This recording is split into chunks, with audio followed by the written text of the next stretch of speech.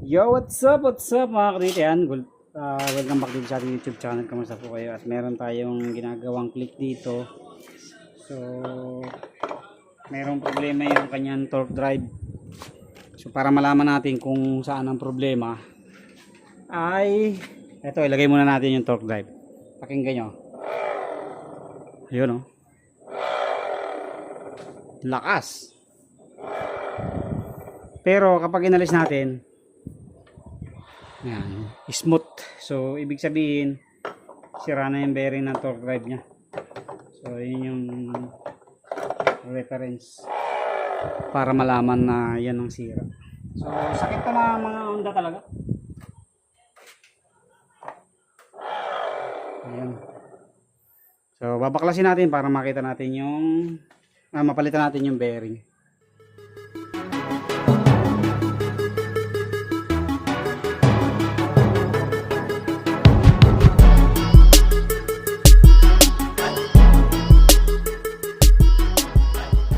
So yan, at i-puller na natin mga karwit.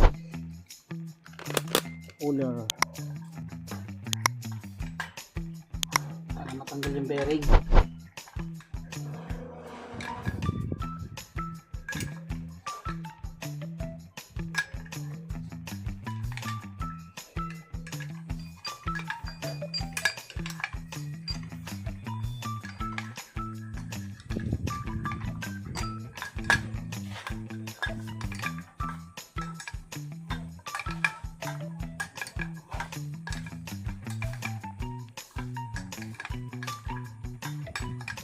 Ay na, titira dyan.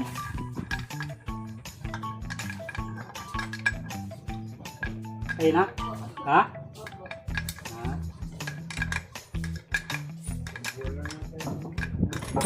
Kapagawa na yung bahay niyo ron? Kapagawa na?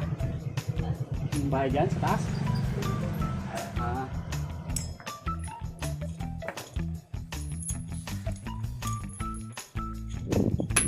Okay, so natanggalan natin mga karwit, oh. Ito na ang salarin. Kung hindi man ito ay yung isa. Paris to eh. Dapat talaga to Paris na pinapalitan.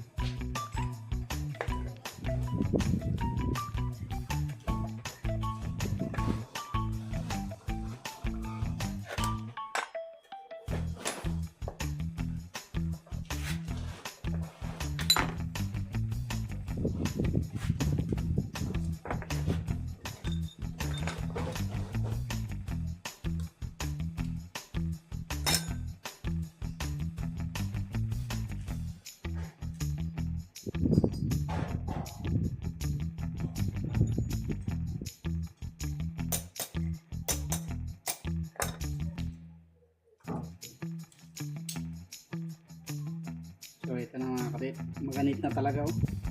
Hindi na siya umiikot ng kamay lang, halos. Maraming ano na, ganit na.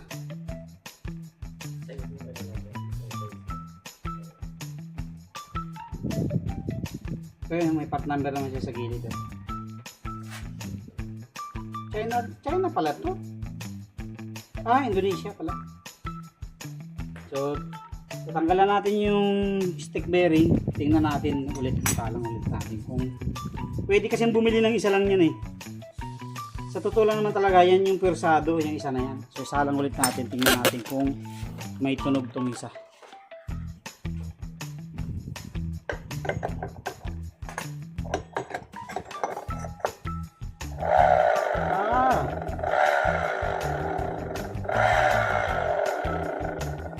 Pareho. Hindi naman kasi pwedeng matanggal ito nang hindi ito aalisin eh. Kaya palit na rin ito. Bukod siya maganit na, itong isa ay maingay na rin talaga.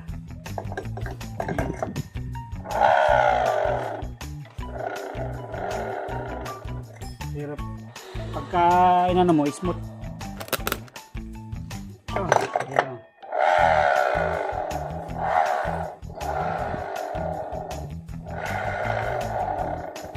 Pero pagka inalis mo, smooth. So ito talaga ang salarin. So tatanggalin pa natin itong isa. So So mayroon tong circlip sa loob. Kailangan alisin yung circlip sa loob. So yan, mapapanibaguhan natin yung isang ating circlip plier. Kabili lang natin kasi yung isa naputol yun dito natin. Kaya bumili tayo ng bago. So mayroon niyang ano dito, yung circlip na may butas. So titingnan nyo lang yun nasaan.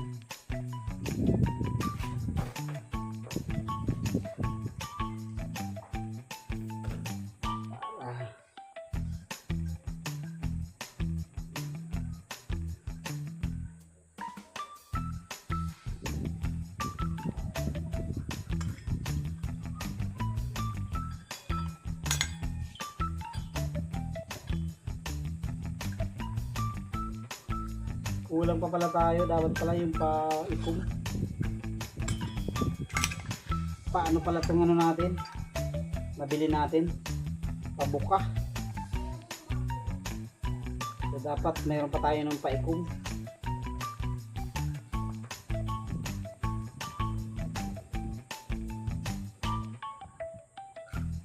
Yun. So ito na yung circlip natin sa loob. Tapos papaluin na lang ito para lumabas.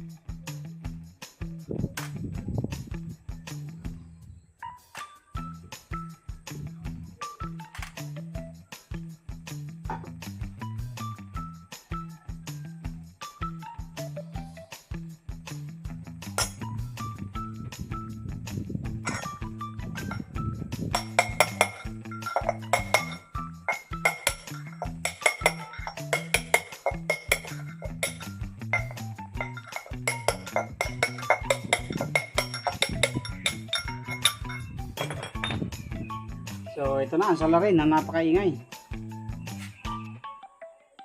Meron na talagang tulog.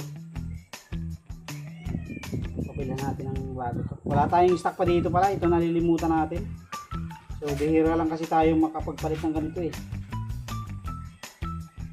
Kaya sunod mag-i-stock na tayo ng pang Honda at saka pang Yamaha. Pero ito naman halos pareho lang siya ng Yamaha.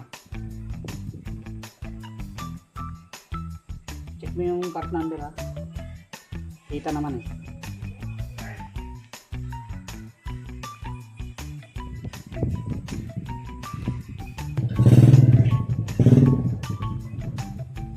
Ayan, linis muna tayo para pagdating niya tapos na tayo. So, eto na mga karoid, nandito na yung ating nabiling bearing. So, set pala to, set na to no. Ang part number ay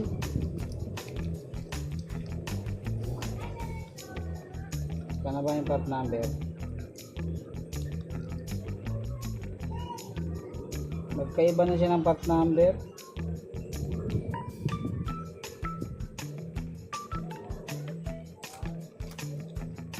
Pero sa lagayan Honda Click. Ayan, Honda Click. Ito yung part number niya sa aftermarket.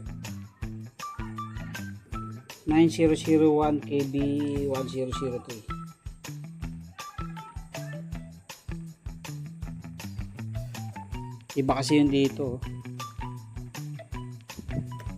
Ayan.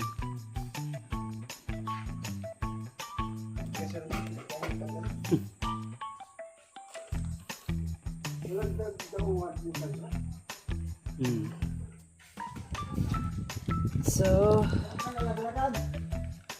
salpak na natin mga kapit. Ito muna. So, ito dapat malagyan ng grasa yung loob muna. Kasi ito. Kaya tanggal to.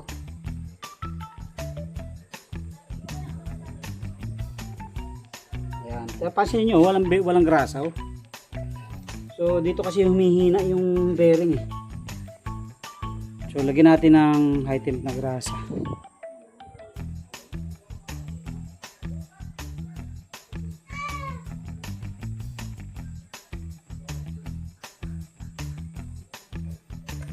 So kailangan high temp ang lagay natin.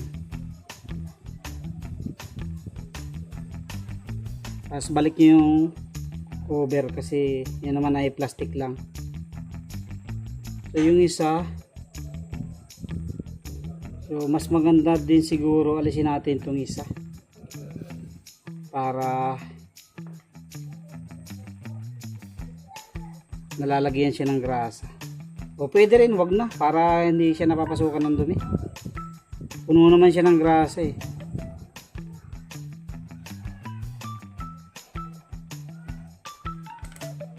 Okay. Tapos i-press na natin dito.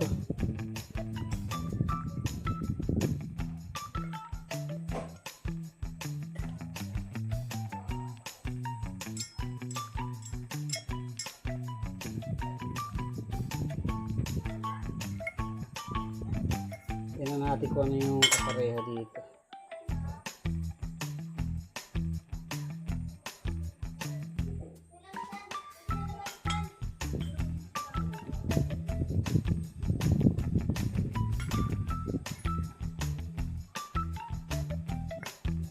So may binili tayong pang-press dito.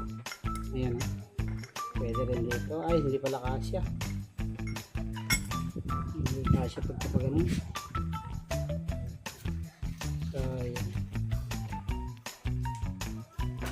Kaya papaganyan na lang.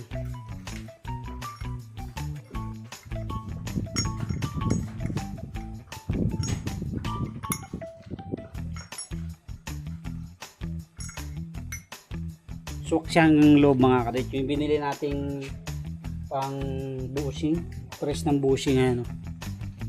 So ito yung magandang tools din dito eh.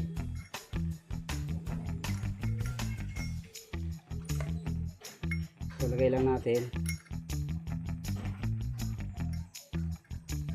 Pantayin nyo lang tapos lagay nyo to.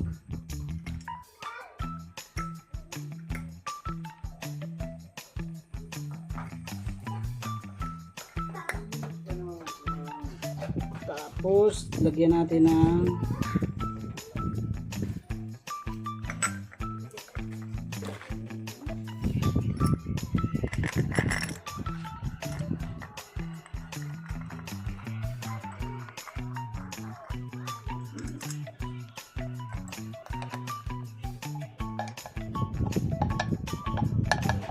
so maganda mga kaduit, kamayin lang to kasi pagka inimpak nito may posibilidad na masira. Ayan, katulad yan, nag-lock na siya. So meaning sumagad na yung bearing. So importante talaga itong mga puller na to. So talagang kailangan mag-invest din talaga dito sa mga ganitong klase ng tools para ayan na, sok na, para hindi tayo namumroblema sa mga ganitong klase ng tool. Ayan, so ito na yung isa. Ito talagang pinipress, hindi pwedeng basta-basta pukpuk lang. So kung pukpuk ay kailangan medyo gentle lang ang pukpuk. Gentle lang.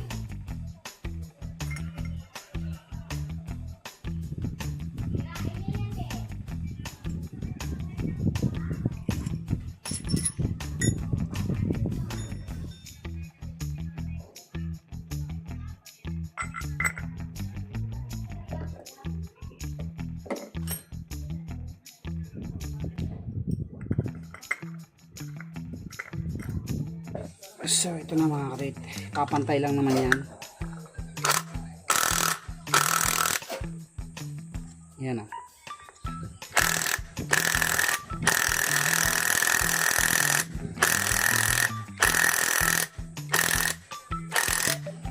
Okay, goods. Walang kahirap-hirap sa pag-press ng bearing.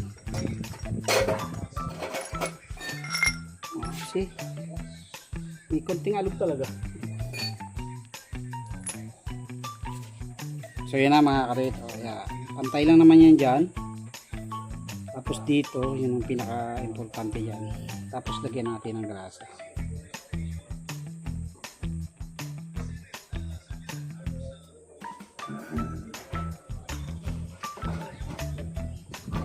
Mamaya pa ano yun muna, pa-penetratein mo muna yung ano.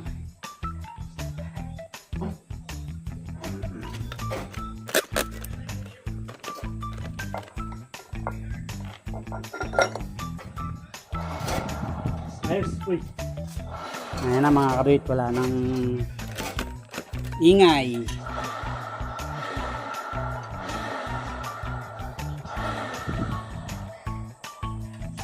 Yes.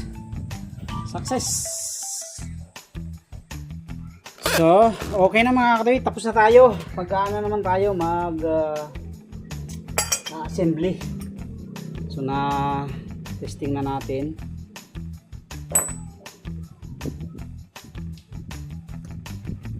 Kaya assembly naman tayo. So lagyan lang natin ng konting palaman sa loob. Importante mayroong palaman para pagsalpak natin ng email,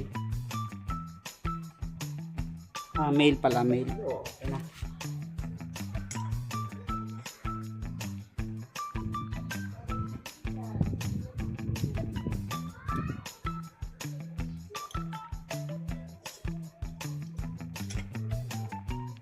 Yan. Tapos grasa ulit, item. Ito yung refresh ng kanya torque drive. So ginagamit kasi ito na panglalamove, kaya prone siya sa ganitong mga sira ng bearing kasi siyempre takbo ng takbo eh.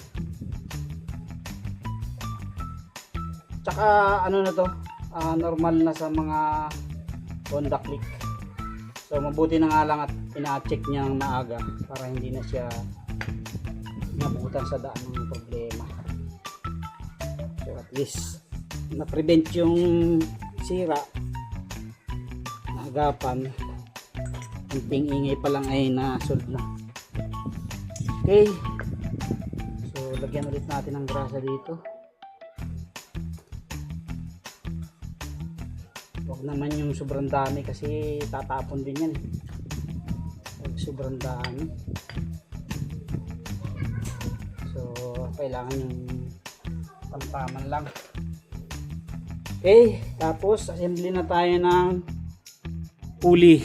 So itong pulley ay lagyan natin ng kaunting grasa. Importante din to na mayroong konti lang. High temp na grasa siyempre lalagay nyo. Huwag nyo lalagyan ng hindi high temp. Useless kapag hindi high temp ang nilagay nyo. Kasi pag init yan, wala na. Tapo na. Yung flyball nya, okay pa naman. King of drag yan mga kaluwit. Yan ang mga king of drag. Hindi sing mahal pero matibay. So yan ang sikreto ng king of drag.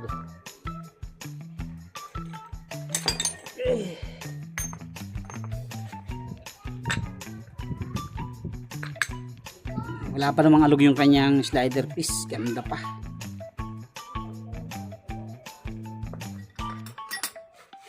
Salpak na natin dyan.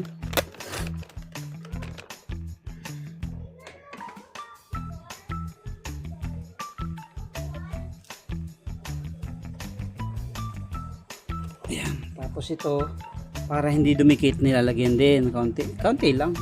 Sobrang dami. Kasi pagka yan hindi nyo nilagyan, dyan nangyayari yung dumidikit yung ating slider pin. Ayan.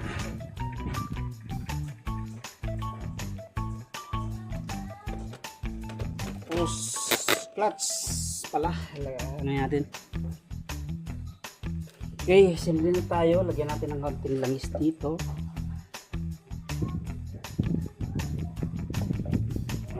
Sa kanyang backplate post,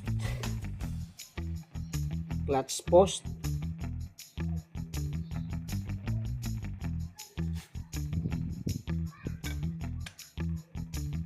para smooth to.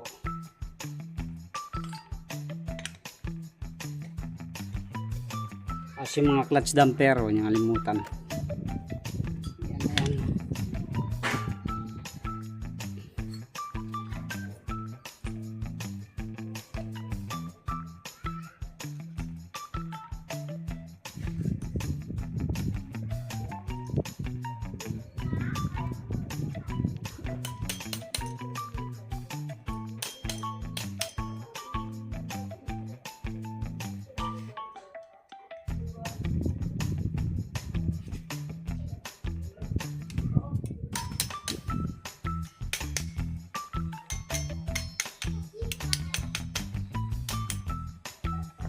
Okay.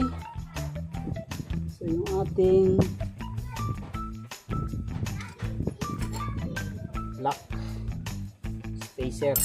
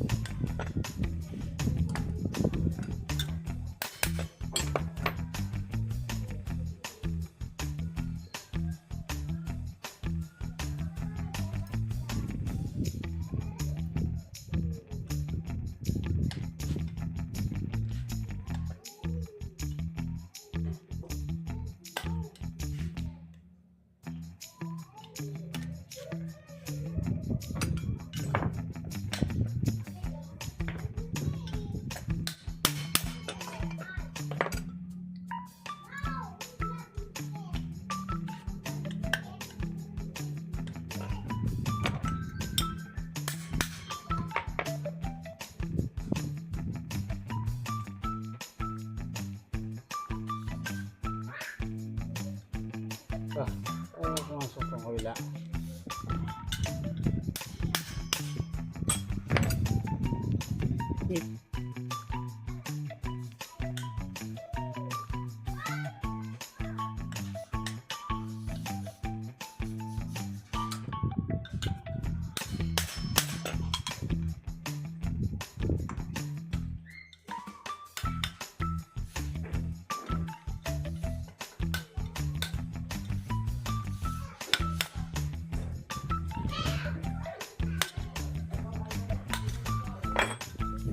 Okay.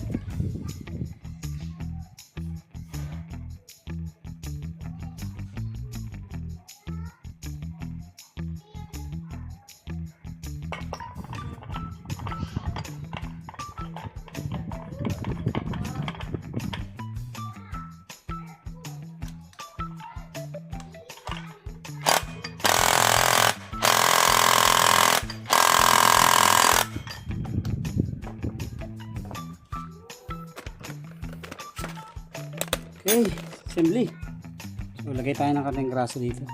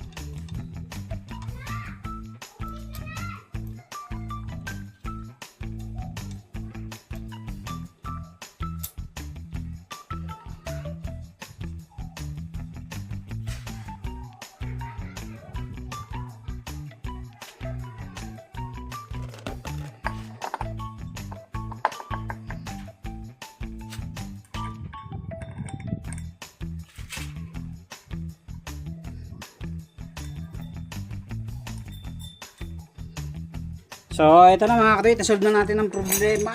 Tapos na tayo. Nalinisan na rin natin kanyang CVT, oh. Pansin niyo. Tahimik na. Tunog na lang ng gear ang maririnig.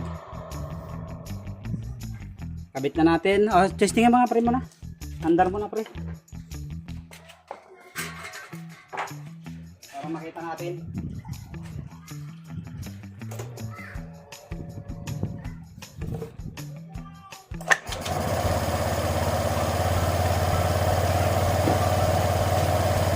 So yun na mga kadwit.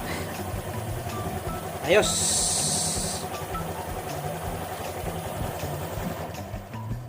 So yun na mga kadwit. Tapos na tayo.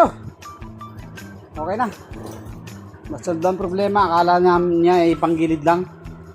Ayun nga, panggilid nga. Palit bearing ito, yan, bearing. Torque drive bearing. So, sa mga magpapalit nga pala ito yung part number. Okay, so yun lang. Thank you very much. God bless po sa inyo lahat. Meron po na tayong kasunod, oh. May wings, oh. May wings. Honda Click na pula. Ito, Honda Click. Ano ba yan?